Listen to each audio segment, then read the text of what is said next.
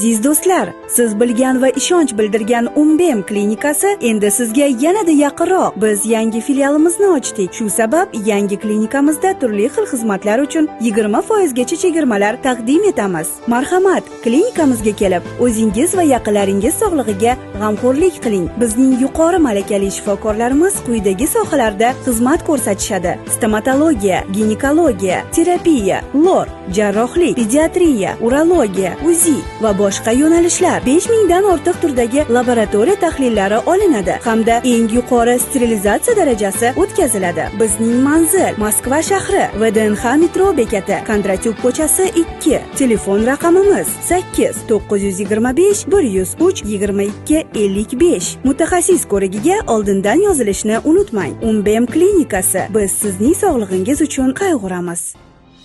Ukraina rahbari Vladimir Zelenskiy AQShga Nikolas Maduro kabi Ramzan Qodirovni ham qo'lga olishni taklif qildi. Ukraina rahbari Tramp ma'muriyati Rossiyaga bosim o'tkazishning turli xil usullarini, jumladan Checheniston rahbarini qo'lga olish missiyasini sinab ko'rish kerakligini aytgan. Mana masalan, Maduro bilan bog'liq holatni olaylik. Amaliyot o'tkazildi. Natijasini butun dunyo ko'rdi. AQSh bu amaliyotni tez amalga oshirdi. Xo'sh, nega endi Qodirov kabi qotil bilan qandaydir amaliyot o'tkazmaslik kerak? Balki shunda Putin buni ko'rib o'ziga kelib qolar, dedi Zelenskiy. Agar men bo'lmaganimda, Rossiya butun Ukrainani qo'lga kiritgan bo'lardi. Rossiya va Xitoy qo'rqadigan yagona davlat bu AQSh, dedi Donald Tramp. Men bo'lmaganimda, hozir Rossiya butun Ukrainani nazorat qilayotgan bo'lardi. Shuni hamma yodda tutish kerakki, men yolg'iz o'zim 8 ta urushga barham berganman. Biroq NATO a'zosi bo'lgan Norvegiya ahmoqona tarzda menga tinchlik bo'yicha Nobel mukofotini berishni rad etdi. Ammo buning ahamiyati yo'q. Muhimi, men millionlab insonlarning hayotini saqlab qoldim. Qo'shma Shtatlar bo'lmasa, Rossiya ham, Xitoy ham NATOdan qo'rqmaydi. Hammaga omad kulib boqdi. Chunki men birinchi prezidentlik muddatimda qurolli kuchlarimizni tikladim va hozir ham buni davom ettiryapman. Biz har doim NATO bilan birga bo'lamiz. Hatto ular biz bilan birga bo'lmasa ham. Xitoy va Rossiya qo'rqadigan va hurmat qiladigan yagona davlat bu Donald Tramp tomonidan qayta tiklangan AQShdir, dedi Amerika rahbari. AQSh Rossiyaga aloqador neft tankerini qo'lga oldi. Reuters agentlikning manbalariga tayanib xabar berishicha, Qo'shma Shtatlar harbiylari Rossiya bayrog'i ostida suzgan va Venesuela neftini yetkazib berishga bog'liq bo'lgan Marinera tankerini qo'lga oldi. Operatsiya kema Atlantika okeanida 2 haftadan ortiq vaqt davomida ta'qib qilingandan so'ng o'tkazilgan. Agentlik ma'lumotlariga ko'ra, hujum vaqtida qaror tanker Qo'shma Shtatlarning Venesuela sohillari yaqinidagi dengiz blokadasi zonasidan chiqqandan keyin qabul qilingan. AQSh qurolli kuchlari Yevropa qo'mondonligi Atlantika okeanida Rossiyaning Marinera neft tankerini qo'lga olganini tasdiqladi. Kema AQSh federal sudi tomonidan berilgan orderga muvofiq Shimoliy Atlantika hududida to'xtatildi, deyiladi qo'mondonlik bayonotida. Moskva AQSh tomonidan qo'lga olingan Rossiya kemasi bilan bog'liq vaziyatni diqqat bilan kuzatmoqda, deb ma'lum qildi Rossiya Tashqi ishlar vazirligi. Rossiya AQSh harbiylarini Marinera neft tankerini qo'lga olganini qoralab chiqdi. Rossiya Transport vazirligining ma'lum qilishicha, Marinera kemasiga 2025-yil 24-dekabrda Rossiya qonunchiligi va xalqaro huquq normalariga muvofiq ravishda Rossiya davlat bayrog'i ostida suzish uchun vaqtinchalik ruxsatnoma berilgan. Wall Street jurnali Rossiya AQSh Venesuela sohillarida qo'lga olishga uringan va ta'qib etayotgan tankerni kuzatib borish uchun o'z suv osti kemasini yubordi. Gazetaning AQSh rasmiylariga tayanib xabar berishicha, Rossiya bo'sh neft tankerini kuzatib borish maqsadida suv osti kemasini yuborgan. Kema Venesuelada to'xtab, neft yuklay olmagan. Tanker bo'sh bo'lishiga qaramay, AQSh sog'liq qo'riqlash xizmati uni Atlantika okeanida ta'qib qilishda davom etmoqda.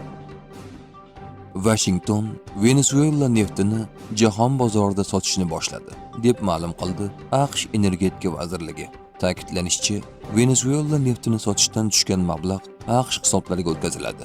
Ushbu mablag'lar Amerika hamda Venesuela xalqlari manfaatlari yo'lida va faqat AQSh hukumatining ixtiyoriga ko'ra sarflanadi, deyiladi vazirlik bayonotida. Qo'shma Shtatlar tomonidan Venesuelaning sanksiyalar ostidagi neftiga qo'yilgan blokada butun dunyo bo'ylab amal qilishda davom etmoqda, dedi Pentagon rahbari Pete Hegseth. Grenlandiyaning AQSh tarkibiga qo'shilishining 4 ta ehtimoliy yo'li. Times nashrning manbalariga tayanib xabar berishicha, AQSh Grenlandiya ustidan nazorat o'rnatishning quyidagi variantlardan birini qo'llashi mumkin. AQShning orolga bostirib kirishi va uni kuch bilan egallab olishi. Grenlandiyani Daniyadan sotib olish hamda mahalliy aholiga orol iqtisodiyotiga yirik investitsiyalarni va'da qilish. AQSh va Grenlandiya o'rtasida erkin tashkilot to'g'risida shartnoma tuzish. Grenlandiyaning Daniya hukumati maqomini saqlab qolgan holda orolda Qo'shma Shtatlarning harbiy ishtirokini kuchaytirish. Ko'ngillilar koalitsiyasi Ukrainada 30 ming nafargacha harbiy xizmatchini joylashtirishni taklif qilmoqda. Le Monde nashrining yozishicha, Fransiya, Buyuk Britaniya va Turkiya AQSh tomonidan ko'rsatilishi mumkin bo'lgan moddiy, texnik hamda razvedka yordamida Ukrainada tinchlikparvar kuchlarni joylashtirish bo'yicha taklifni ilgari suradi. Qo'shinlarning asosiy qismini Fransiya hamda Buyuk Britaniya taqdim etadi. Turkiya esa Qora dengizdagi kemalar xavfsizligi uchun mas'ul bo'ladi. Prezident Trump Birlashgan Millatlar Tashkiloti deb nomlangan bu bema'ni tashkilot bilan hisoblashmaydi, dedi AQShning BMTdagi elchisi Mike Waltz. Bu Venesuelada o'zgarishlarning boshlanishi, keyin Kubada tartibni tiklaymiz, Nikaraguada ham tiklanadi va kelasi yili Kolumbiyada yangi rahbar bo'ladi, dedi Respublika senatori Scott. Qo'shma Shtatlar G'arbiy yarim sharga ochiqchasiga urush e'lon qildi. Agar siz yaxshiroq hayot talab qilayotgan xalqingizni o'ldirishda davom etsangiz, Trump sizni yo'q qiladi, dedi senator Lindsey Graham. Oyatullohlar tushunishlari kerak. Agar siz yaxshiroq hayot talab qilayotgan xalqingizni o'ldirishda davom etsangiz, Trump sizni yo'q qiladi. Eronda o'zgarishlar yuz bermoqda. Bu yaqin sharq tarixidagi eng chuqur o'zgarish bo'ladi. Bu millatchilar rejimidan xalos bo'lish. Eron xalqiga yordam yo'lda, dedi senator Lindsey Graham. Ozarbayjon rahbari Ilhom Aliyev Ozarbayjon G'azoga qo'shin yubormasligini aytdi. Biz ozarbayjonliklarning hayoti va sog'lig'ini hech kim uchun xavf ostiga qo'ymaymiz. Qiyinchiliklarga duch kelganimizda biz yolg'iz qoldik. Falastinga xayrixohligimizga qaramay, u bizni ham himoya qilmadi. Ozarbayjon har doim Falastinni va uning davlatini yaratishni qo'llab-quvvatlagan. Ammo arab mamlakatlarining ishlarini arablarning o'zi hal qilish kerak, dedi Ozarbayjon rahbari.